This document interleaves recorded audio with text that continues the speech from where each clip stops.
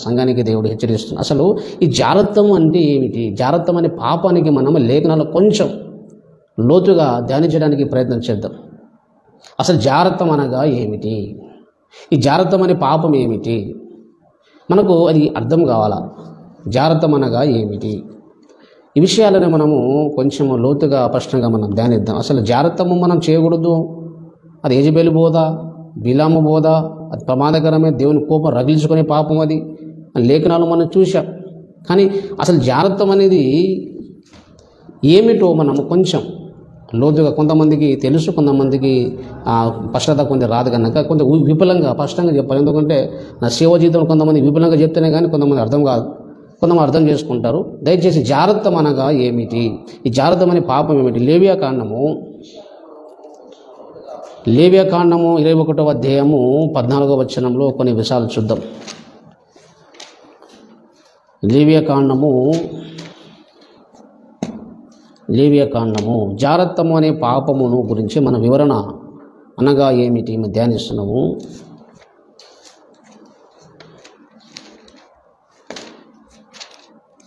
దయచేసి లేవియాకాండము 21వ అధ్యాయము 14వ వచనం చూడండి. ఈ విధవరాలులైనను విడనాడబడిన దానినైనను భ్రష్టురాలులైనను అనగా జారశ్రీనైనను అట్టి వారిని పెళ్లి చేసుకొనక తన ప్రజలలోనే కన్యకనే పెళ్లి చేసుకొనవలేను అని ఇక్కడ చెప్పాడు, ఆజ్ఞ చెప్పాడు యాజకులు. కానీ ఇక్కడ అందులో ఒక విషయం మనకు జారత్వమే అంటే ఏమిటో ఇక్కడ మనకు ఈ వాక్యంలో మనకు కనబడుతుంది. ఏమిటంటే అనగా జారశ్రీ అంటే జారత్వం చేసే పాపం. ఒక స్త్రీ జారత్వం చేశాడు, ఒక పురుషుడైనా స్త్రీలైనా. ఒక స్త్రీ జారశ్రీ అని అన్నాడు. అక్కడ జారత్వం అనే పురుషుడైనా స్త్రీలైనా ఎవరైనా సరే విధవరాలని అంటే భర్త చనిపోయిన స్త్రీతో అలాగే క్రీస్తునందున విశ్వాసి పాపము చేస్తే కలుసుకుంటే అది జారత్వమే. రెండోదిగా విడనాడబడిన దానినైనాను అంటే విడాకులిచ్చిన భర్త చచ్చిపోయిన స్త్రీ లేదా విడనాడబడినదంటే ఎవరైనా విడాకులిచ్చారు అనుకోని పురుషుడు, ఆ స్త్రీను అలాగే మనము శరీరంగా కలుసుకోవడం జారత్వం. దానికి భ్రష్టురాలు అన్నారు అన్నమాట. భర్తకు విధవరాలు అంటే భర్త చనిపోయిన స్త్రీ ఎవరితో పాపము చేసినా, అలాగే భర్తకు విడాకులు తీసుకున్న తర్వాత అలాగే ఎవరితో పాపము చేసిన అక్ర సంబంధం పెట్టుకున్నా అది భ్రష్టురాలు, ఆమె భ్రష్టురాలు అయిపోయిందని అర్థం. కనుక అది జారత్వం అనగా జారశ్రీ అంటే జారత్వం అన్నమాట. అంటే ఎవరైనా భర్త చనిపోయిన విధురాలతో మనము పాపం చేసిన, రెండవదిగా విడనాడ దానిని మనము పాపం చేసిన దానికి ఏమంటారు చెప్పండి? జారత్వము అంటాం. అలాగే ఇంకా మనము సమూయేలు గ్రంథంతో మనందరికీ తెలిసిన విషయమే, 2వ సమూయేలు గ్రంథంలో కూడా జారత్వము అనేది ఏమిటో మనకు కొన్ని వచనాలు కొన్ని చూద్దాం. మనము జారత్వము అనగా ఏమిటి? మొట్టమొదటిగా మనం కొన్ని విషయాలు నేర్చుకున్నాం. రెండో విషయం ఏంటంటే 13వ అధ్యాయము, 2వ సమూయేలు గ్రంథం 13వ అధ్యాయము. తన అన్న చెల్లితో పాపం చేశాడు. తన అన్న చెల్లితో పాపం చేసిన సంగతి మీకు తెలుసు. అబ్నోను తన చెల్లెలైన తామారుతో ఆయన అలాగే శారీరకంగా కలుసుకున్నాడు. 13వ అధ్యాయము 12వ వచనం. 2వ సమూయేలు 13:12లో ఆమె నా అన్న నన్ను అవమానపరచకము, ఇలాగూ చేయుట ఇశ్రాయేలుకు తగదు, ఇట్టి జార కార్యము నీవు చేయవద్దు, నా అవమానము నేను ఎక్కడ దాచుకుందను. సొంత చెల్లితోనే పాపం చేయాలని ఒకడు అనుకున్నాడు అబ్నోను. చెల్లి అంటది అన్నాను, నా అన్నవు ఇట్టి కార్యము చేయడము ఇశ్రాయేలు ప్రజలకు దేవుని ప్రజలకు తగదు. ఇట్టి జార కార్యము అంటే జారత్వం అన్నమాట. అంటే వాయు వరుస లేకుండా మనం పాపం చేయడం కూడా జారత్వం అన్నమాట. దయచేసి ఇక్కడ చూడండి, ఒకటేమో విధురాండ్లకు పాపం మనం కలుసుకున్నా నువ్వు జారత్వం అనే పాపం చేస్తున్నావు. రెండోదిగా భర్త దగ్గర విడాకులు తీసుకున్న స్త్రీతో కలిస్తే కూడా నువ్వు జారత్వం చేస్తున్నావు. అలాగే మూడోదిగా ఏం చెప్తుండే అక్కడ,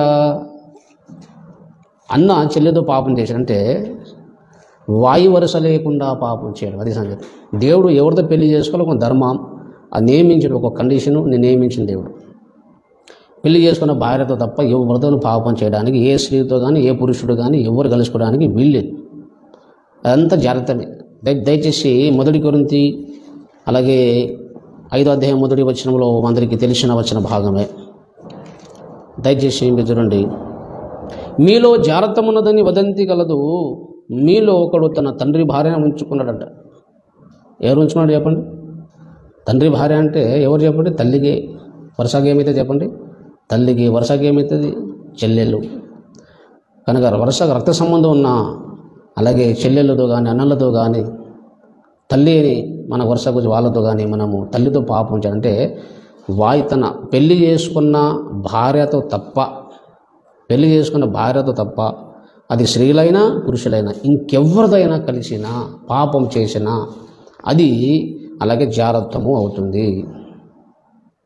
ఇద్దరి పురుషులుగానే స్త్రీలుగానే నీకు భార్య భర్త పెళ్లి చేసుకున్న తర్వాత వాళ్ళే ఇద్దరు భార్య భర్తలే కలుసుకోవాలి తప్ప ఈ స్త్రీలైనా పురుషులైనా ఎవరైనా సరే విధురాలతో అయినా కానీ అక్కడ విడాకులు తీసుకున్న భార్యతో కానీ భర్తతో కానీ ఎవరైనా స్త్రీలైనా పురుషులైనా ఎవరైనా సరే ఇద్దరికి ఒకరు కాదు, స్త్రీలు కాదు, దయచేసి అపార్థం చేసుకోండి. ఎవరైనా సరే అంటే వాయు వరస లేకుండా పెళ్లి చేసుకున్న భార్యతో పెళ్లి కాకముందు ఎవరితో ఏ స్త్రీతో ఏ పురుషుడితో ఏ యవన స్త్రీ కానీ యవన పురుషుడు కలవద్దు, అది జారతం అవుతుంది. అలాగే రెండవదిగా నువ్వు పెళ్లి చేసుకున్న భార్యతో తప్ప అలాగే ఎవరితో కలవడానికి వీళ్ళేది. ఎవరైనా కలిసినా వాళ్ళు ముట్టుకున్నా వాళ్ళ శరీరానికి కలుసుకున్నా అలాగే అది జారత్వం అనే పాపం అవుతుంది, వాయు వరుస లేకుండా. కనుక పిల్లరా అలాగే ఇంకా మనము దయచేసి మనం ధ్యానించడానికి ముందు ప్రయత్నం 1 కొరింథీయులకు రాసిన పత్రిక 6వ అధ్యాయంలో 18వ వచనంలో చూడండి. జారత్వమునకు దూరముగా పారిపోండి. 1 కొరింథీ 6:18వ వచనం. జారత్వమునకు దూరముగా పారిపోండి. మనుష్యుడు చేయు ప్రతి పాపమును దేహమునకు వెలుపల ఉన్నది. మనుషులు చేసే ప్రతి పాపము దేహమునకు వెలుపల ఉంది. జారత్వము చేయవాడు తన సొంత శరీరమునకు హానికరముగా పాపం చేయుచున్నాడు. అంటే ప్రతి పాపము ఈ దేహం వెలుపల ఉంది, కానీ జారత్వం అనే పాపం ఎక్కడుంది? దేహం లోపలనే ఉంది. కనుక ఈ దేహముతో లేదా దేహం లోపల జారత్వం జరుగుతున్నది. తన సొంత శరీరానికి వాడు హానికరంగా చేసుకుంటున్నాడు. ఈ దేహం అనేది దేవునికి ఆలయమే, పరిశుద్ధాత్మకు ఆలయమై ఉన్నది కనుక అలాగే ఆ దేహముతో మీరు దేవునికి మహిమపరచండి అని 20వ వచనంలో అక్కడ కంటిన్యూగా చదివితే మనకు అర్థమవుతుంది. కనుక మనుషుడు చేయు ప్రతి పాపం దేహమునకు వెలుపల ఉంది, కానీ జారత్వము శరీరం లోపల అనేది ఉంది అని ఇక్కడ చెబుతున్నాడు. కనుక వ్యభిచారం కూడా జారత్వంలో ఒక భాగమే. వ్యభిచారం వేరు జారత్వం వేరు అని కాదు, ఈ జారత్వంలో ఒక భాగమే వ్యభిచారం. తన దేహముతో మనం ఒక శరీరంతో కానీ పురుషుడు కలుసుకుంటే అది నీ శరీరం లోపల నీ దేహాన్ని పాడు చేస్తున్నావు, హానికరంగా చేసుకుంటున్నావు, కాబట్టి అది జారత్వమే. వ్యభిచారం అనేది జారత్వంలో ఒక భాగము. వాయు వరుస లేకుండా సొంత భార్యతో కానీ సొంత భర్తతో కానీ విడిచిపెట్టి మిగతా ఎవరితో పెళ్లి కాకముందు కానీ పెళ్లి తర్వాత కానీ ఎవరితో ఏ స్త్రీతో కానీ ఏ పురుషుతో ఎవరైనా కలుసుకొని లైంగికంగా పాపం చేస్తే అది జారత్వము అన్నమాట. కాబట్టి అలాంటి జారత్వం అనేది పాపము నుండి మీరు దూరముగా పారిపోండి అంటున్నాడు. దేవునికి స్తోత్రం కలుగునుగాక. హల్లెలూయా. కనుక జారత్వము అనేది దయచేసి మన అన్ని విధాలుగా మనము చదువుకున్న దేహము లోపల కూడా జరుగుతుంది. జారత్వం అనేది ప్రతి పాపం దేహం వెలుపల జరుగుతుంది, అలాగే ఈ జారత్వం అనేది శరీరము లోపల కూడా జరుగుతుందని ఇక్కడ మనం చదువుతున్నామన్నమాట. తన సొంత శరీరానికి హానికరంగా ఉన్నాడు కనుక ప్రతి పాపము దేహం వెలుపల జరుగుతున్నా కానీ జారత్వం లోపల కూడా జరుగుతున్నది. మన శరీరంతో వ్యభిచారం చేస్తాము, మన శరీరంతో మనం జారత్వము అలా అది కూడా పాపమే. కానీ దేహము లోపల దేహముతో అంటే అర్థం ఏంటిది? మన కళ్ళు ఉన్నాయి, హృదయం ఉంది, మనస్సు ఉంది, అన్నీ కూడా లోపల కళ్ళతో కానీ మనసులో కానీ అలాగే హృదయంలో కానీ మన కంటి ద్వారా కానీ చేసే ప్రతి పాపము జారత్వంలో ఉన్న భాగమే. దాని ఒక గుర్త పెట్టిన దేవుడు ఇలా జారత్వం అనే పదం పెట్టిన దేవుడు.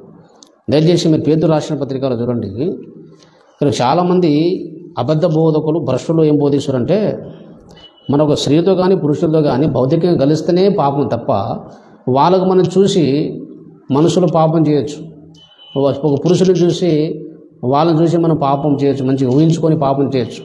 కానీ ప్రాక్టికల్గా మనం కలిస్తేనే దేవుడు పట్టించుకుంటాడు తప్ప అలాగే మన మనసులో మనము ఊహించుకొని చెడ్డు కళ్ళతో మోహపుచ్చిపోతే చూసి హృదయంలో మనము మంచిగా ఊహించుకుని అబ్బాయి అమ్మాయితో ఈ పురుషుడిని పాపం చేసి బాగుండి ఊహించుకొని లోపల వ్యభిచారం అంతరం మనసులో ఏమైనా వ్యభిచారం చేస్తే, కాముకత్వంగా నింపబడితే అవన్నీ దేవుడు పట్టించుకోడు. అని కొంతమంది భ్రష్టులు, అలాగే మనుషుల హృదయంలో చేసే ప్రతి పాపము దేవుడు పట్టించుకోడు. భౌతికంగా మనం చేస్తేనే అది వ్యభిచారం కానీ అట్లా కానీ మన లైంగికంగా కలుసుకుంటేనే అది దేవుడు పట్టించుకుంటాడు తప్ప ఈ మిగతాని మనసులో మనము కన్నుతో లోపల చేసేదంతా కూడా దేవుడు పట్టించుకోడు అని చాలామంది బోధించే కొంతమంది బిలాములు, భ్రష్టులు చాలామంది ఉన్నారు. దానికి బైబిల్ ఒప్పుకోదు. చాలా వచనాలు ఉన్నాయి కానీ నేను కొన్ని వచనాలు మాత్రం చూపెడతాను. దయచేసి మనం ఒక స్త్రీతో కానీ పురుషుల్లో కలుసుకోవడం జాగ్రత్తం కాదు. మనసులో కూడా, హృదయంలో కానీ, కంటితో కానీ మనం చేసే ప్రతిదీ కూడా జాగ్రత్తం కిందికే వస్తుంది. అది కూడా దేవునికి కోపం పుట్టించే పాపమే, దేవుని రగిలించుకునే పాపమే. అలాంటి పాపం చేసేవారు శాపగ్రస్తులే ఉంటారు, దేవుని ఆశీర్వాదం ఉండదు. దయచేసి మీరు చూడండి, పేతురు రాసిన పత్రికలో దయచేసి మనం చూద్దాం. నువ్వు భౌతికంగా స్త్రీలతో కానీ పురుషులతో కలుసుకోవాల్సిన అవసరం లేదు దేవుని కోపం రావడానికి, శాపం రావడానికి, నువ్వు అపవిత్రుడు కావడానికి. దయచేసి పేతురు రాసిన 2వ పత్రికలో 2వ అధ్యాయము ఇక్కడ ఈ అధ్యాయం అంతా కూడా మనం ప్రారంభంలో చూస్తే అబద్ధ బోధకుల గురించి 2వ అధ్యాయంలో మరియు అబద్ధ ప్రవక్తలు ప్రజలలో ఉండిరి. 2వ పేతురు 2వ అధ్యాయం 1వ వచనం. మరియు అబద్ధ ప్రవక్తలు ప్రజలలో ఉండిరి, అటు వలనే మీలోను అబద్ధ బోధకులు ఉందురు.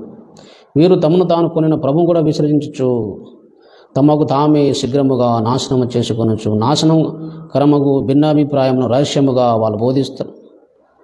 అంటే ఇలాంటి పాపము జాగ్రత్తం చేయొచ్చు, వ్యభిచారం చేయొచ్చు అని రహస్యంగా చెప్తారు, పబ్లిక్గా చెప్పారు కొంతమంది. ఎందుకు? పబ్లిక్ చెప్తే అందరం వ్యతిరేకిస్తారు కాబట్టి రహస్యంగా చేస్తారన్నమాట. వాళ్ళకు బాగా క్లోజ్ ఉన్న వాళ్ళకు రహస్యంగా. వ్యభిచారం చేసిన మన దేవుడు పట్టించుకోడా, జాగ్రత్తం చేసి పట్టించుకోవడం అంత వేస్ట్. ఓ పాపం ఒప్పుకోవాలి, దేవుడు క్షమిస్తాడు. ఈ బిలాం పోదామాట, యెజబెలు పోదామాట. దయచేసి 14వ వచనంలో ఈ అబద్ధ ప్రవక్తల గురించి చెబుతూ వాళ్ళ గురించి చెప్తున్నాడు. అక్కడ 14వ వచనం, వ్యభిచారిని చూసి ఆశించుచు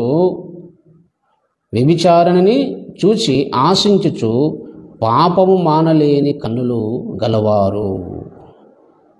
వ్యభిచారం చేస్తున్న స్త్రీ చూస్తే ఈమె దగ్గర పోతే నేను కూడా పాపం చేయొచ్చు. వ్యభిచార స్త్రీని చూసి ఈమె బాగా అనేకలతో పాపం చేస్తుంది. ఇలాగ వ్యభిచారం కలిగిన పురుషుడు జరిగిన చాలామందితో పాపం చేస్తున్నాను, నేను కూడా కలిసి నేను అనుభవిస్తే బాగుంటుంది కదా. అలా చూడగానే ఇది మనసులో మొత్తం ఊహించుకుంటాడు అన్నమాట. చూసి ఏం చేస్తాడు? ఆశిస్తాడు. ఏం ఆశిస్తాడు? ఈమెతో నేను పాపం చేస్తే ఎంత బాగుండు, అలా చేస్తే ఇలా చేస్తే బాగుండు. అలాగే ఆ పురుషుడు అనుకుంటాడు, స్త్రీలు కానీ ఎవరైనా సరే, మీరు ఎవరైనా ఒక స్త్రీని కానీ, ఒక వ్యభిచారం స్త్రీని కానీ, ఒక అందమైన పురుషుడు కానీ, అందమైన స్త్రీలు కానీ, ఈయనతో నేను ఇలాగ పాప చూసి, మొహపు చూపుతో మీరు చూసి, చెడ్డ కళ్ళతో చూసి, మీ మనసులో మీరు ఒకవేళ ఆశించడం అంటే మనం అట్లా పాపం చేసి ఇట్లా పాపం చేసి బాగుండని మీరు మనసులో అట్లా ఊహించుకొని, అలాగే మీరు కామం పెంచుకోవడము, కోరికలను తెప్పించుకోవడము కూడా పాపమే. అలా వస్తే వెంటనే మారు మనస్సు పొంది దేవుని క్షమపడిగి అలాగే ఆలోచన తీసేయాలి. అది మనసులో చేసే పాపం, దేహంలో జరిగే పాపం, అంటే జాగ్రత్తంలో ఇది ఒక భాగం. ఇంకా దీనికి మనకు ఇంకా జతపక్షిగా మనకు అర్థం కావాలంటే మీరు ఎవరు చెప్పన్నారు? చూడండి ఎక్కడ కంటెంట్ చూడండి ఎక్కడ, వ్యభిచారాన్ని చూసి ఆశించుచు పాపము మానలేని కన్నులు గలవారు. అంటే కన్నుతో వాళ్ళు పాపం చేస్తారు. ఎవరైనా చూస్తే అనుభవిస్తే బాగుండు, పాపం చేస్తే బాగుండు, సుఖపడితే బాగుండు, వీళ్ళు లోపల భౌతికంగా ఎలా పాపం చేయాలో లోపల ఊహించుకుంటారు అన్నమాట. కన్నుతో చూస్తారు, అది ఊహించుకుంటారు. అది హృదయంలో మనసులో జరుగుతుంది. మానసికంగా మరి ఇది కూడా పాపమే. వాళ్ళు ఏమని చెప్తున్నారు? వాళ్ళు శాపగ్రస్తులై ఉండి, శాపగ్రస్తులని ఇక్కడ చివరి భాగం ఉంటారు. వాళ్ళు ఎవరని చెప్పండి? శాపగ్రస్తులు. దేవుని శాపం వస్తుంది, అది పాపం, దేవుని కోపం వస్తుంది. దయచేసి యూదా పత్రికలో మనం చూస్తే, యూదా పత్రిక 1వ అధ్యాయంలో మనం చూసినట్టు 8వ వచనం, అటువలే వీరును కలలుగా నుంచి శరీరమును అపవిత్రపరచుకొనచ్చు అన్నారు. వీరును కలలుగా నుంచి, వీరు అంటే ఎవరు అంటే 4వ వచనంలో కొంతమంది భక్తిహీనులై మన దేవుని కృపను కామతురత్వం నాకు దుర్వినియోగపరుస్తున్న వీరు, అటువలే వీరును అటువలే అంటే వాళ్ళలాగానే వీరును అంటే ఎవరిలాగా? 7వ వచనం అంటే సొదొమ గొమొర్రా లాగా వ్యభిచారం చేశారు వాళ్ళు. సొదొమ గొమొర్రా వాళ్ళలాగానే వీరు అంటే కొంతమంది సంఘంలో కొంతమంది విశ్వాసులు దేవుని కృపను కామతురత్వముకు దుర్వినియోగపరుస్తున్నారు. 4వ వచనం ప్రకారము వీరును కలలుగా నుంచి శరీరమును అపవిత్రపరుచుకున్నారు. ఒక స్త్రీని చూసి, ఒక పురుషుని చూసి, కామపు చూపుతో చెడ్డ కళ్ళతో చూసి వాళ్ళు ఆశించి అలా కళలలో అలాగే నువ్వు ఎలా పాపము చేయాలని నువ్వు మనస్సులోనే ఊహించుకుంటావు, అలా చేయాలి ఇలా చేయాలని మనస్సులో ఏదో వ్యభిచారం జరుగుతుందో అది కూడా పాపమే. నీ శరీరం అపవిత్రపరుచుకొనిచున్నావు, అది కూడా పాపమే. ఓ స్త్రీని కానీ పురుషుడు కానీ చూసి ఆశించి నీ కళలో అలా పాపం చేస్తే బాగుండి ఇలా పాపం చేస్తానని చెప్పి కూడా అలాగేను కళలు కంటూ నీ శరీరం అపవిత్రపరచుకోవడం పాపము, దేవుని కోపం పుట్టించే పాపం. ఇది కూడా చేయడానికి వీల్లేదు. ఇది మానసికమైన పాపం అంటారు దానికి. అలాగే మానసికమైన పాపం కూడా మనిషిని అపవిత్రపరుస్తుంది. వాటిని కూడా దేవుడు సీరియస్గా పట్టించుకుంటాడు. వాడి కూడా మన శాపగ్రస్తులం అవుతాము. దయచేసి మీరు మార్కు సువార్తలో కూడా దయచేసి ఒక మాట చూడండి. మార్కు సువార్త ఈ కలలు గణనము ఆశించి వ్యభిచార స్త్రీని ఆశించి మాడనని కళలు కలిగిన వారు అది జాగ్రత్తలో ఒక భాగమే. దయచేసి ఇక్కడ 7వ అధ్యాయం మార్కు సువార్త 7వ అధ్యాయము 21వ వచనం, లోపల నుండి అనగా మనుషుల హృదయములో నుండి దురాలోచన రావడం కూడా పాపమే. దురాలోచనము రావడము, జాగ్రత్తములను, దొంగతనములను ఇవన్నీ కూడా మనుషులను అపవిత్రపరుచున్నదని ఈ వాక్యము మూడు వచనాల్లో మనం మనసుని అపవిత్రపరచునని ఆయన చెప్పాను. 3వ వచనం ప్రకారం జాగ్రత్తలకు అలాగే మనసులను దురాలోచనలు జాగ్రత్తములు ఏమి చెప్పండి, మనసులను అపవిత్రపరిచే పాపం. కనుక దురాలోచన అంటే ఆలోచన ఎక్కడ ఉంటే చెప్పండి, బయట ఉంటాయి, లోపల ఉంటాయి చెప్పండి. దురాలోచన చేయడం కూడా మనిషిని అపవిత్రపరుస్తుంది. కళ్ళుతో మనము మోపు చూపుతో చూసి మన కళలో కనడం కూడా పాపమే. కనుక ఎవరైనా ఒకవేళ మీకు స్త్రీలు కానీ పురుషులు చూసి చెడ్డ ఆలోచన వస్తే వెంటనే ఎక్కడక్కడే మనసులో గద్దించి ప్రభువా ఈ దురాలోచన కాలిపోనుగాక, ప్రభు ఈ తలంపు తలించడానికి వీల్లేదు, పాపను క్షమించయ్యా, పవిత్రపరిచాయని మనసు పవిత్రపరు, హృదయం పవిత్ర, వెంటనే పశ్చాత్తం పడను, ఈ శరీరం అపవిత్రం చేసుకోకుండా అప్పుడప్పుడే పరిశుద్ధపరచుకోవాలి, అక్కడే మానుకోవాలి. కానీ ఇప్పుడు చాలామంది యవనస్తులు ఏం చేస్తారు తెలుసా, కలలు కంటున్నారు. ఏం చేశారు చెప్పండి, వ్యభిచారాన్ని చూసి స్త్రీని చూసి ఆశించి అలాగే వారు అలాగే 2వ వచనం ప్రకారం యూదా పత్రిక పేతురు 2 యాడ్ చేసుకొని చెప్పుకుంటే మనం స్పష్టంగా అలా కలలు కంటున్నారు.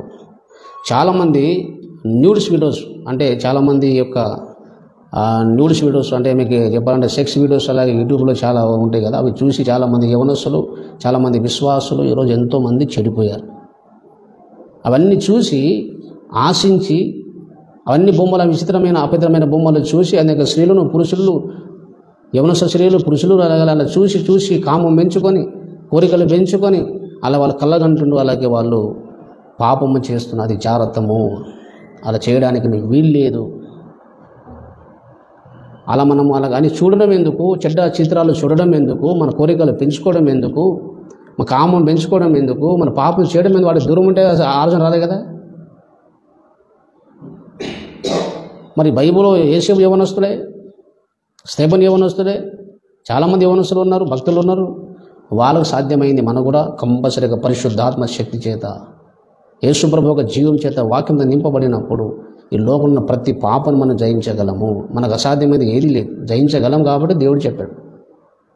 చిన్న శోధన రాగానే వెంటనే ఖండించి ప్రభు దూరాలు చెడు కాలిపోను కాక వెంటనే ఖండించి వాటిని అసహించుకొని తాను పవిత్రపరచుకోవాలి. అంతేగాని దేవుడు ఒప్పుకుంటే క్షమిస్తారని చాలామంది వ్యభిచారం చేస్తున్నారు. ఒక ఆయన సోదరుడు నాకు అడిగాడు ఏంటంటే, వ్యభిచారం కలిసి ఉంటే మనం పాపం కానీ డైరెక్ట్ కలవడం పాపం కానీ అలాగే మనము ఆ స్త్రీ మనకు కానీ పురుషులు కానీ ఇట్లా వాళ్ళు మొత్తము నగ్న వీడియోలు పంపడం, వాళ్ళు నాకు పంపడం అని వాళ్ళకు పంపడం చూసి ఆనందించడం తప్పేం కాదు కదా, హస్తప్రయోగం చేయడం తప్పు కాదు కదా అంటాడు. ఎంతవరకు కరెక్ట్గా చేసుకోవచ్చు కదా అని అడిగాడు. ఎంత విచిత్రమైన ప్రశ్న అంటే, ఎంత బాధాకర విషయం అంటే, కనుక ఇప్పుడులారా అసలు మనము ఎదుటి వ్యక్తి స్త్రీల యొక్క దేహాన్ని చూడడానికి మనకు హక్కు లేదు. పెళ్లి కాకముందు ఏ యవన స్త్రీలు కానీ పురుషులు కానీ ఏ శరీరం చూడడానికి మనం హక్కు లేదు. వాళ్ళు చూడడానికి వీల్లేదు, వాళ్ళు చూసి ఆనందించడానికి వీల్లేదు. అది పాపం అవుతుంది. మోహపు చూపు, కాముకత్వము పాపం అని బైబిల్లో ఉంది. కలలు కనడము, చూసి ఆశించడము అది పాపం అని అపవిత్రపరచుకోవడం అవుతుంది, అది శాపం అవుతుంది. అది చూడడానికి వీలు లేదు. అంత ఇంట్రెస్ట్ మనకి ఎందుకని అర్థం కాదు. ఆ ప్రభు ఒప్పుకుంటాడా? నేను ఒక ప్రశ్న అడుగుతాను, యథార్థంగా అడుగుతాను. అదే మన ఇంట్లో భార్య కానీ ఇంకో కానీ ఎవరైనా అక్కల చెల్లెలు ఉంటే కానీ వాళ్ళ వీడియోస్, లగ్న వీడియోస్ వేరే వాళ్ళకి చూస్తే మీకు సంతోషమా? ఎంత గాయం ఉంటుంది, ఎంత బాధ ఉంటుంది. అందుకే మన పాపం చేద్దంటాడు దేవుడు. ఈనాటి చాలా ఘోరమైన భ్రష్టతము నీలమ్మబోధ యెజబెలు ఆత్మ. మన భౌతికంగా కలిస్తేనే పాపం తప్ప ఇద్దరికి మన వీడియోస్ అంతా ఓపెన్గా చూసుకోవడం, వాళ్ళ మన పంపడం, మనం చూసుకోవడం, హస్తప్రయోగం చేసుకుని ఆనందించడం, మానసికమైన పాపం దేవుడు పట్టించుకోవడం అంటాడు ఒకడు. ఇది జాగ్రత్తలో భాగమే. నీ శరీరం అపవిత్రపరచుకుంటున్నావు, మనసును అపవిత్రపరచుకుంటున్నావు, హృదయం అపవిత్రపరచుకుంటున్నావు, దానికి దేవుడు ఒప్పుకోడు. ఇలాంటి బిలాం లాంటి యెజబెలు బోధ, యెజబెలు లాగానే కొంతమంది బోధ అట్లా చేసి మన భౌతికంగా కలిసిన తప్పు బాబు ఎంజాయ్ చూసి మనం కామము కోరికను తీర్చుకోవచ్చు, కంట్రోల్ చేసుకోవచ్చు అనే కొంతమంది బోధకులు భ్రష్టులు అసలు ఆ మాట అసలు సేవకులు చెప్పడానికి అసలు రావద్దు. అసలు చాలా ఘోరం అది. అలాంటి వారి మీద దేవుని శాపం వస్తుంది, దేవుని కోపం రగులుకుంటున్నది. ఆ తప్పు మోపుతున్నాడు. మారు మనసు పొందితే మంచిది, దేవుడు క్షమిస్తాడేమో, కనికరిస్తాడేమో. కానీ ఇట్లాగే కొనసాగిస్తే దేవుని కోపం తప్పకుండా వస్తుంది, దేవుని శాపం వస్తుంది. దేవుని కోపం అలాగే మన మీద వస్తే తట్టుకోలేము. దేవుడు ఇన్నిసార్లు అలాంటి తప్పు ఒకవేళ చేసి ఉంటే ఎవరైనా వాక్యం వింటున్నా మీరు, ఇతర స్త్రీలు ఒక అవయవంలో చూస్తూ ఆనందించేవారు, ఇతర పురుషులు ఒక అవయవంలో శరీరం చూసి ఆనందించి హస్తప్రయోగం ఒకరొకరు చేసుకుంటూ పంపుకున్న అలాంటివి చేసేవాళ్ళు ఉంటే మారు మనసు పొందండి. దేవుని కోపం రగులుకుంటుంది, దేవుని అపవిత్రులు అవుతారు, శాపగ్రస్తులు అవుతారు, ఆశీర్వాదం ఉండదు, సమాధానం ఉండదు. దేవుడు పరిశుద్ధాత్మ దేవుడు దుఃఖపడతాడు. దానికి సహించడు దేవుడు. ఒక మనిషే సహించడండి, దేవుడు ఎట్లా సహిస్తాడు చెప్పండి? ఈ లోకంలో అలాగే మనుషులు అడగని చెప్పండి.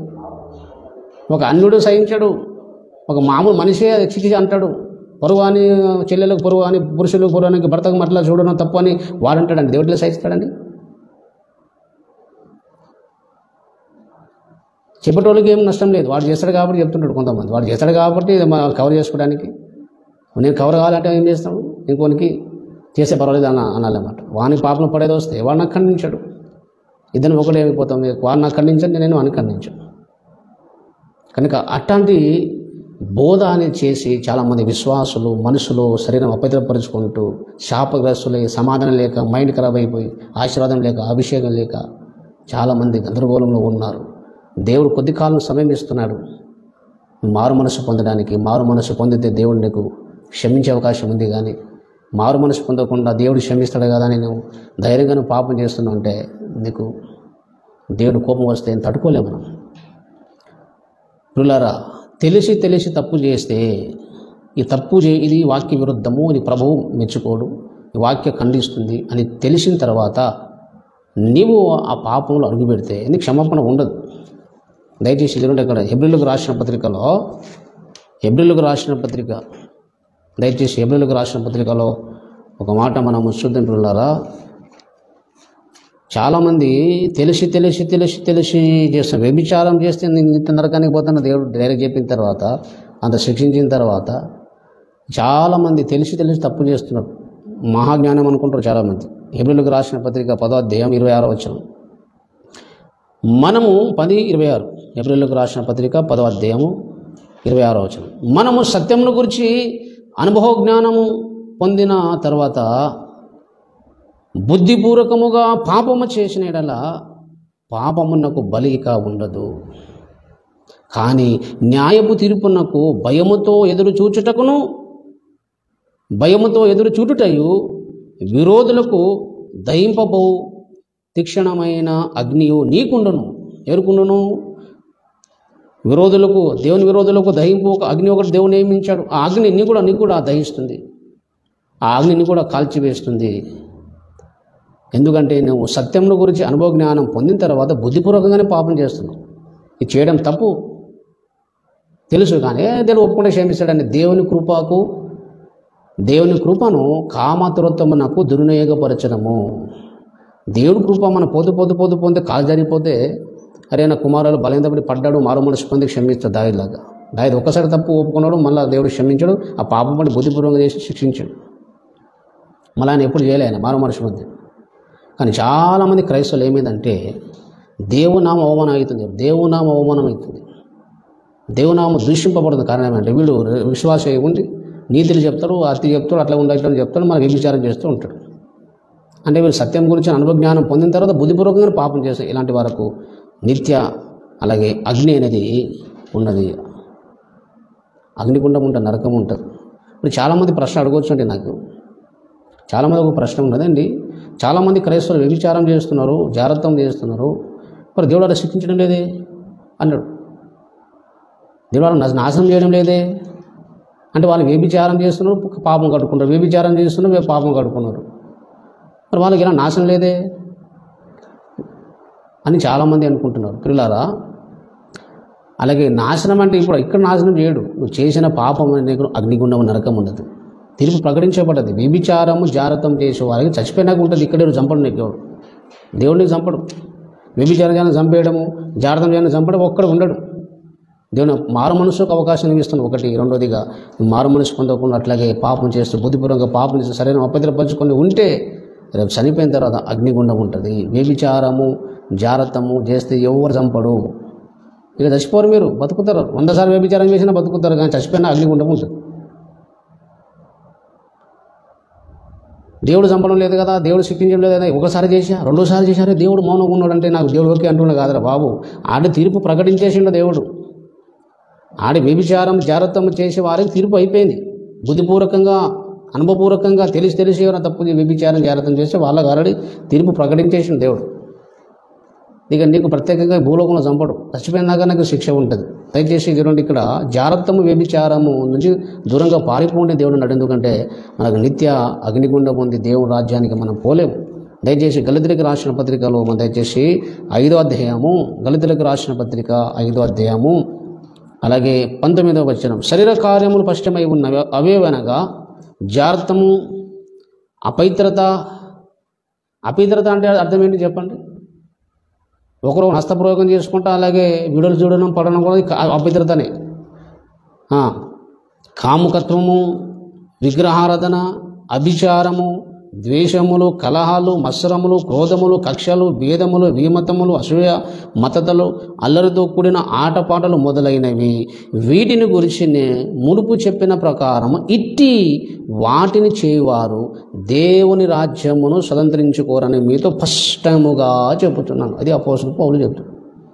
ఇందులో జాగ్రత్త ఉంది, వ్యభిచారం ఉంది, కాముకత్వం ఉంది, అపవిత్రత ఉన్నది.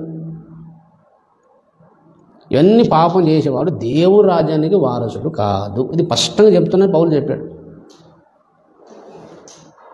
అంటే క్రోధం కలిగిన వాళ్ళు, కక్ష పెట్టుకుంటే వాళ్ళు, వేదం పెట్టుకుంటే వాళ్ళు, అసూయ పెట్టుకుంటే వాళ్ళు, అది దేవుని లక్షణమా? దేవుని పిల్లల లక్షణమా? జాగ్రత్తము దేవుడు ఇష్టపడతాడా? వ్యభిచారం దేవుడు ఇష్టపడతాడా? అలాంటి పాపం చేస్తే ఎవరు చంపడు బాబు, ఎవరు చంపడు, దేవుడు చంపడు. ఇక్కడ చంపడు. నీకు చచ్చిపోయిన తర్వాత దేవుడు రాజ్యానికి వారసుడు కాదు, అంతే. చచ్చిపోయినాక ఉంటుంది నరకం శిక్ష. అక్కడ ఉన్నాక ఇక్కడే ఉంటుంది ఇంకా శిక్ష నీకు. అక్కడ తీర్పు ప్రకటించేసి అలా పాపం చేసే వాళ్ళకు దేవుని రాజ్యానికి వారసుడు కాదంటే ఎక్కడ వస్తారో నరకానికి వెళ్ళిపోతాడు. అలాగే ఎఫెసీయులకు రాసిన పత్రికలు అన్నాడు, దయచేసి దేవుని తీర్పు ప్రకటన అనేది అయిపోయింది. ఇప్పుడు విగ్రహారాధన చేసేవాళ్ళు చాలామంది ఉన్నారు చూడండి. ఇప్పుడు విగ్రహారాధన చేసేవాళ్ళు దేవుడు చంపుతున్నాడు అందరికీ. చాలామంది నామకథ క్రైస్తవులు విగ్రహారాధన చేస్తున్నాడు. చాలా వాళ్ళు చంపుతున్నాడు దేవుడు. చంపడు ఇక్కడ ఉండదు బాబు, చచ్చిపోయినాక ఉంటే నరకము. అట్లా అందరు చంపితే ఒక్కడు ఉండడు ఇక్కడ భూమిద. అందరు ఉండాలి, దేవునికి అవసరం ఇక్కడ, అందరు అవసరం ఇక్కడ. అందరు వాడుకుంటాడు దేవుడు, అందరి దగ్గర పాట నేర్పిస్తాడు దేవుడు, అందరూ. కానీ చచ్చిపోయినాక వ్యభిచారము, జాగ్రత్తము, అభద్రత, కాముకత కలిగిన వారికి అగ్నిగుండము, నరకం ఉండదు, పరలోకానికి రారు. చచ్చిపోయినాక ఉంటుంది వాళ్ళకి, ఇక్కడ ఎవరు చంపడు. చాలామంది విశ్వాసం, అందుకే చాలామంది చేస్తున్నాడు. నేను ఒక్కసారి వ్యభిచారం చేసిన ఏసయా క్షమించన్నా, ఏసయా ఉద్యోగం ఒకసారి వ్యభిచారం చేసిన ప్రభావానికి క్షమబ్బా, దేవుడు క్షమిస్తున్నాడు. ఇక నాకు కానీ బుద్ధిపూర్వకంగా పాపం చేస్తే బలి ఉంటుంది, క్షమాపణ ఉండదు. అంటే నువ్వు తప్పు చేయగా వెంటనే నేను దేవుడిని చంపుతాడు అనుకుంటున్నావు. ఇది ఎవరు చంపడు దేవుడు. చచ్చిపోయినాక వారిని క్రియలను బట్టి ప్రతిఫలం ఇస్తున్నాడు. చనిపోయినాక నరకం ఉంటుంది. అలాగే ఎఫెసీయులకు రాసిన పత్రిక, మొదటి కొరింథీయులకు రాసిన పత్రిక 6వ అధ్యాయం చూడండి దయచేసి. మొదటి కొరింథీయులకు రాసిన పత్రిక 6వ అధ్యాయము 8వ వచనం చూడండి. అయితే మీరే అన్యాయం చేయుచున్నారు, అపహరించుచున్నారు, మీ సోదరులకి ఇలాగూ చేయుచున్నారు. ఈ కొరింథీ సంఘంలో విశ్వాసులు తన సోదరులకు ఏం చేస్తున్నారు చెప్పండి? అన్యాయం చేస్తున్నారు. అన్యాయం చేస్తున్నారు కానీ దేవుడు ఎవరు చంపలేదే. ఎందుకంటే అన్యాయస్తులు దేవుని రాజ్యానికి వారసులు 19వ వచనం. అన్యాయస్తులు దేవుని రాజ్యమునకు వారసులు కానేరని మీకు తెలియదా?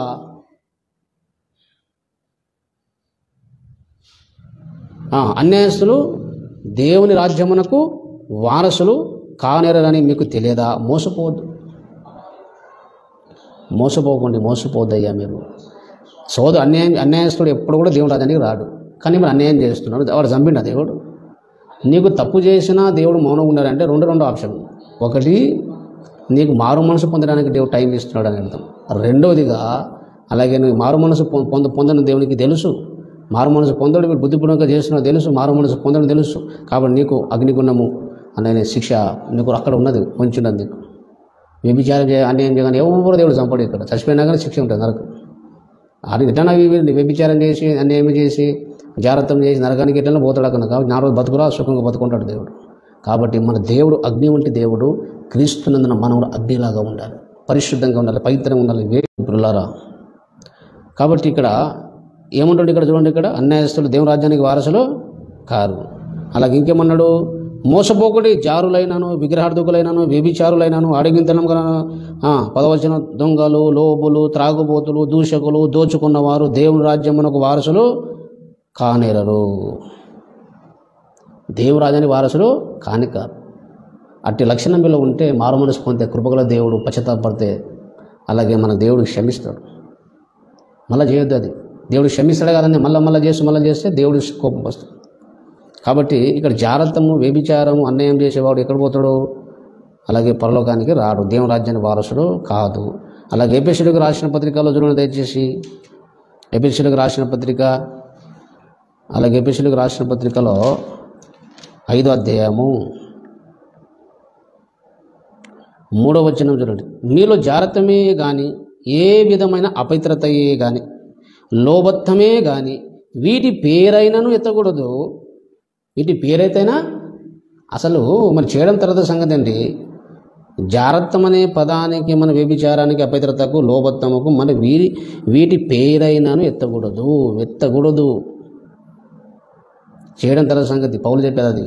పౌలు పరిశుద్ధత పడిన రోషం కలిగి ఉన్నాడు. చూడండి, ఆయన చాలా నేనే పౌలును, నేను ఈనాటి పౌలును చెప్పుకొని చాలామంది బోధకులు ఉన్నారు. నోరు తెరిసి పచ్చి బూతులు, పచ్చి అబద్ధములు, అపవిత్రమైన మాటలు మాట్లాడతారు. కానీ ఇక్కడ ఏమంటున్నాడు? అక్కడ జాగ్రత్తం చేసిన పర్వాలేదు, వ్యభిచారంగా నరకానికి పోడు అని చెప్పేటోళ్ళు చాలామంది ఉన్నారు. ఇక్కడ ఏమంటున్నాడు? మీరు జాగ్రత్తమే కానీ, అపవిత్రత కానీ, లోబత్తమే కానీ వీటి పేరైనా ఎత్తకూడదు. ఇదే పరిశుద్ధులకు తగినది. కానీ కృతజ్ఞత వచనమే మీరు ఉచ్చరింపవలను తప్ప మీరు బూతులైనాను. ఏం చెప్పండి? ఇప్పుడు చాలామంది ఏమంటే బూతులు మాట్లాడడానికి లేఖనం వెతుక్కుంటున్నారు. ఏ లేఖనంలో బూతులు ఉన్నాయో, ఎక్కడ ఉన్నాయో అక్కడ వెతుక్కొని వాక్యంలో అయితే ఉంది, నేను కూడా బూతులు మాట్లాడుతుంటారు. మనము పౌలు పోలు నడుచుకోవాలి అని వాళ్ళు చెప్తారు. కొంతమంది వాళ్ళు ఏం చేస్తారు? బూతులు మాట్లాడతారు. బూతులైనాను, పోగిరి మాటలైనాను, సరసక్తులైనాను ఉచ్చరింపకూడదు. అవి మీకు తగవు ఉచ్చరించు అంత స్ట్రిక్ట్గా చెప్పాడు అపోస్తలుడు పౌలు.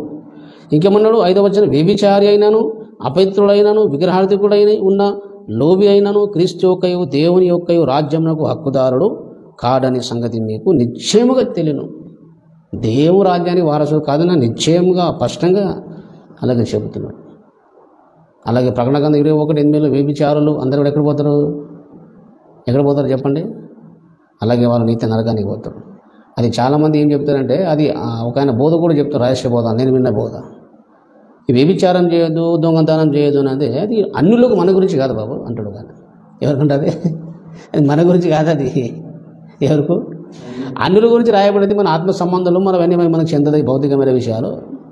అన్యులకు అది అన్నీ నడుస్తుంది తప్ప మన వ్యభిచారం, జాగ్రత్తం అది మనకు అది నడుస్తుంది. అది అన్యుల గురించి చెప్తున్నాడని రహస్య బోధ చేసి చాలామంది పాడేసిన ఒక బోధకు నేను విన్నాను, చూశాను. చాలా విడ్డూరమైనది అది బిలాం బోధ, యెజబెల్ బోధ. కనుక ప్రియులారా, క్రీస్తును తిని ప్రియులారా, మోసపోద్దు. దేవుడు వాక్యము ఏదైతే నువ్వు చేయకూడదు అని చెప్పిందో చాలా ఆ వాక్యం పట్టుకొని భయం కలిగి పవిత్రంగా, పరిశుద్ధంగా మనం జీవించగలగాలి. ఒకవేళ ఇలాంటి పాపం చేసేవాడికి దేవుడు హెచ్చరిస్తున్నాడు, మీరు దేవుని రాజ్యానికి వారసులు కాదు. జాగ్రత్తం చేసి ఎక్కడ పోతారు? వ్యభిచారం చేసి ఎక్కడ పోతారు? అలాగే దేవుడి రాజ్యానికి వారసులు కాదు.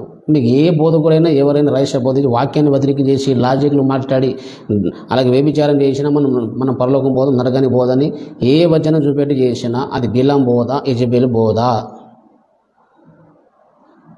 డైరెక్ట్ వ్యభిచారం చేసేవారు జాగ్రత్త మీద నరకానికి పోతారు, దేవుని రాజ్యానికి వారసులు కాదని డైరెక్ట్ చెప్పిన తర్వాత ఎన్నిసార్లు చెప్పిన తర్వాత కొన్ని విషయాలే చెప్పాను. ఏపీసీలో, గలతిలో, కొరింథీలో, ప్రకటన గ్రంథంలో నేను చెప్పాను. జాగ్రత్తం వ్యభిచారం అని చేసినోడు దేవుని రాజ్యానికి వారసుడు కాదు, అగ్నిగుండానికి వెళ్తాడని దేవుడు డైరెక్ట్ చెప్పిన తర్వాత ఏ లాజిక్ చెప్పి ఏ మాట చెప్పి కనివిసే వ్యభిచారానికి జాగ్రత్తం చేస్తున్నాడు? అసలు పౌలు బోధ ఏం తెలుసా? పౌలు బోధ తెలుసా మీకు? అసలు నా పర్సనల్ విషయాలు మీరు పట్టించుకోవద్దు, నేనేమో చేస్తాను, మీ పర్సనల్ విషయాలు నేను పట్టించుకోను అంటాడు. ఒక బ్రదర్ నాకు క్లిప్ పంపించాడు. ఎంత విడ్డూరమైన సంగతి అండి అది, నాకు అర్థం కాదు. భ్రష్టులు అయినప్పుడు చాలా అసహ్యకరమైన కార్యం ఒకటి చేశాడు, జాగ్రత్తం చేశాడు. అది సిద్ధాంతమా లేకపోతే వ్యక్తిగత పాపమా? మరి అనొచ్చు కదా, పౌలన్నా నీది మన జాగ్రత్తం అనేది నా ఇష్టమైన వ్యక్తిగత ప్రశ్న పాపం. పౌలన్నా నువ్వు అసలు పట్టించుకోవద్దు, మీరు జాగ్రత్తం నా ప్రశ్న అది నేను పట్టించుకోవద్దు అని పౌలు అనొచ్చు కదా. పౌలు అనుకోదు ఆయన ప్రశ్న నాకెందరు బాబు, నేను చెప్పిన వాక్యం మీరు ఫాలో కావాలని పౌలు అనొచ్చు కదా. అట్లా గౌరవమైన కార్యం చేస్తే మీరు అలాగే 2వ వచనం 5వ అధ్యాయం 1 కొరింథీ 5వ అధ్యాయం 2వ వచనంలో ఒకడు జాగ్రత్తం చేసి తండ్రి భార్య ఉంచుకున్నంత ఘోరమైన పాపం చేస్తే ఇట్లుండి మీరు ఉప్పొంగుచున్నారే కానీ మీరు ఎంత మాత్రం దుఃఖపడడం లేదు. ఈరోజు క్రైస్తవ సమాజం ఎంత ఘోరమైన బూతులు, ఆ వ్యభిచారము, జాగ్రత్తం అలా చేసినా సరే మాకెందుకండి అని ఎంతో దుఃఖం రావడం లేదంటే మీరు భ్రష్టుడు అయిపోయారని అర్థం. పాపము జరిగినప్పుడు నీకు దుఃఖం రావడం లేదంటే నువ్వు భ్రష్టుడు అయిపోయినాము. అది ప్రశ్న కాదండి, ఇది బోధ కాదు కదా.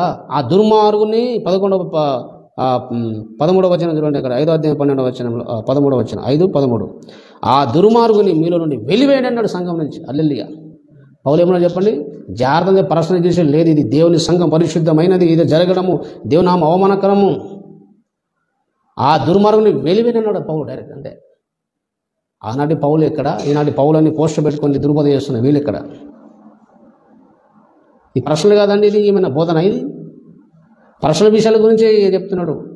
ప్రశ్నగా వ్యభిచారం చేసిన ఒకడు, బూతులు మాట్లాడిన ఒకడు, అన్యాయం చేసిన వెంటనే వాడిని ఖండించాలి. వాడు మారు మనసు పొందే వెంటనే మంచి, లేకపోతే సంఘం వెలివేయాలి. అంతే, ఉండడానికి వీల్లేదు, పాపం చేయడానికి వీల్లేదు. దేవుని అవమానము, క్రీస్తు సంఘం చెడు. ఎందుకంటే ఈ పాపమును దేవుడు అలాగే పర్సనల్ వ్యక్తిగత పాపం ఎందుకు పోలిచాడు? దేవుడు పులిసిన పిండితో కూడా పోలిచాడు, దుర్బోధం పోలిచాడు. ఈ పాపమును వ్యక్తిగతంగా చేసే పాపలన్నిటి కూడా అలాగే పులిసిన పిండితో పోల్చాడు. ఎందుకంటే ఎందుకు వానికి సంఘంలో ఉండనిదంటే పులిసిన పిండి దయచేసి అక్కడ ఏమన్నాడు? 6వ వచనం, పులిసిన పిండి కొంచెమైనను ముద్దంతయు పులియజేయనని మీరు ఎరగరా.